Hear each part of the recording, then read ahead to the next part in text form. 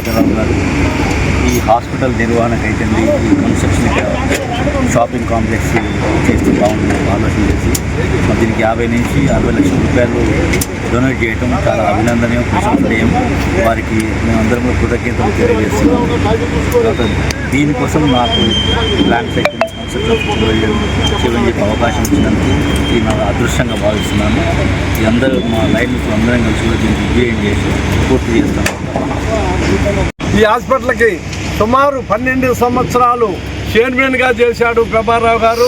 వారు ఇతడు అయ్యి కూడా కరెక్ట్గా 1 సంవత్సరం వారు ఇతడు అయ్యి పెద్ద వయసు వచ్చింది, విజయవాడ నుంచి నేను రాలేకపోతున్నా, నేను ఏం చేయలేకపోతున్నా అని ట్రస్ట్కి ఒక లెటర్ పెట్టిండు. ట్రస్ట్ అప్పుడు నిర్ణయం చేసి ట్రస్ట్ వారు నన్ను చైర్మన్గా చేశారు.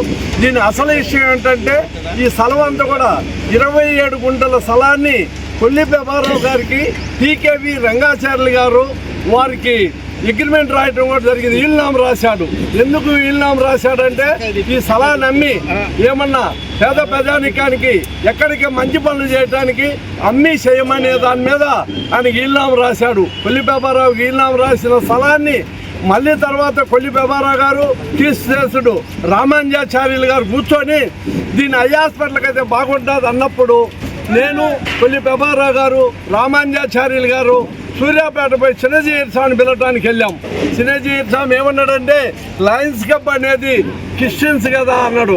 దాని మీద రాగానే ఆ మాట పెద్దనే చెబితే మీరు అర్జెంటుగా రేపు పొద్దున్నే ట్రస్ట్ తయారు చేయండి, ట్రస్ట్ రిజిస్టర్ చేస్తానని ప్రభారావు గారిది వీలునామా క్యాన్సిల్ చేసి అప్పుడు ఇమ్మీడియట్లుగా రంగాచార్యులు గారు మా ట్రస్ట్ రిజిస్టర్ చేసిందని కూడా సభాముఖం తెలియపరుచుకున్నాను. దీన్ని ప్రభారావు గారి సేవ గత 50 ఏళ్ళ మంచి రంగాచార్యులు గారికి ప్రభారావు గారికి కూడా సన్నిహితంతోనే స్థలాన్ని కూడా ఇప్పించడం జరిగింది. మరి ఆయన ఏమనుకున్నాడో 10 సంవత్సరాలు మిర్యాల గురించి పోయి మళ్ళీ ఇప్పుడు 50 లక్షలు ఇచ్చి రంగాచార్యుల పేరే కాదు నా పేరు కూడా శాస్త్రంగా ఉండాలనే ఆలోచనతో ఇప్పుడు 50 లక్షలు ఇవ్వడం జరిగిందని కూడా సభాముఖం తెలియపరుచుకుంటూ ప్రభారావు గారికి ఎల్లవేళ ధన్యవాదాలు చెప్పుకుంటున్నాను. స్వామి శరణం, అయ్యప్ప శరణం.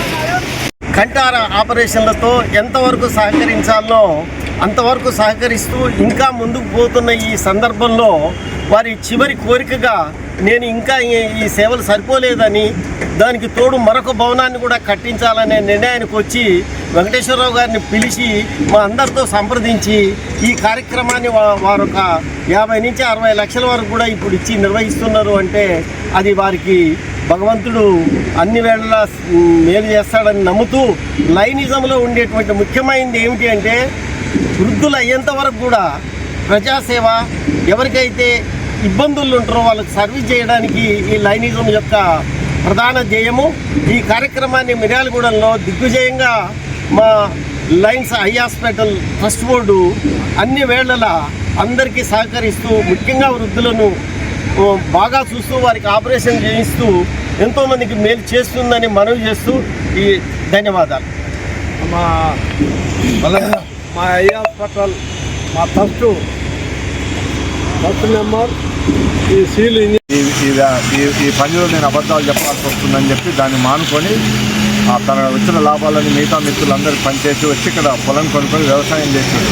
వ్యవసాయంలో చాలా నిజాయితీ ఉంటుందని నమ్మిండు, అట్లనే బతికిండు ఆయన దాదాపుగా 15 సంవత్సరాల క్రితం ఈ పట్టణాన్ని వదిలేసి ఇక్కడ ఒంటరిగా ఉండలేక పిల్లల దగ్గరికి కానీ వెళ్ళిపోయింది విజయవాడ.